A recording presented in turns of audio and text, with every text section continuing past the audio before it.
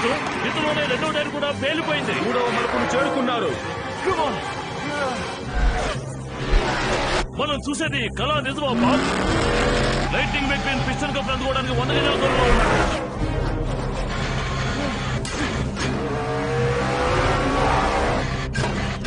Young chick నాలుగవ మలుపుకు వచ్చేశారు.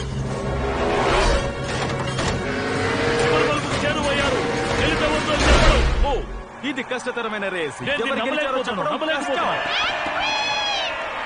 నిజంగా ఈ రేసు అత్యంత ఆసక్తికరంగా ఊహకందని విధంగా రేసుల చరిత్రలోనే ఎన్నడూ రాని ఓ అద్భుతమైన ముగింపు. ఎవరు గెలిచారో అర్థం కావలేదు.